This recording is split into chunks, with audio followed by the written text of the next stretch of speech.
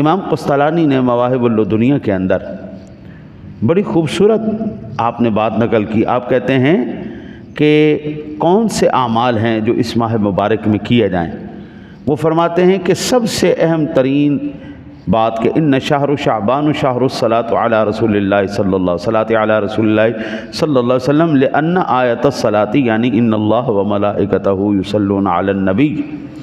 سورۃ الاحزاب کی یہ آیہ مبارکہ بھی نزلت فیہ شعبان المعظم کے مہینے میں ہی نازل ہوئی. ان اللہ و ملائکتہ یصلون علی النبی. یہ آیہ مبارکہ بھی شعبان کے مہینے میں نازل. تو فرماتے ہیں پھر اس لحاظ سے آپ کثرت سے درود پاک پڑھو.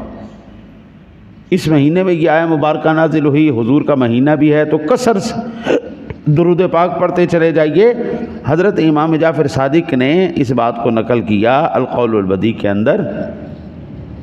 وہ کہتے ہیں شعبان المعظم میں روزانہ 700 مرتبہ جو بندہ درود پاک پڑھ لے گا، اللہ رب العالمین چند فرشتے مقرر فرما دے گا جو اس درود پاک کو رسول اکرم صلی اللہ علیہ وسلم کی بارگاہ تک اس کو پہنچائیں گے. اس سے میرے آقا نبی اکرم صلی اللہ علیہ وسلم خوش ہوں گے. پھر اللہ تعالیٰ ان فرشتوں کو حکم دے گا، جب یہ ڈیوٹی پوری کر لیں گے، درود پاک پہنچا لیں گے، تو اللہ ان کو اب حکم دے گا کہ قیامت تک اس بندے کے لیے دعائے مغفرت کرتے رہو.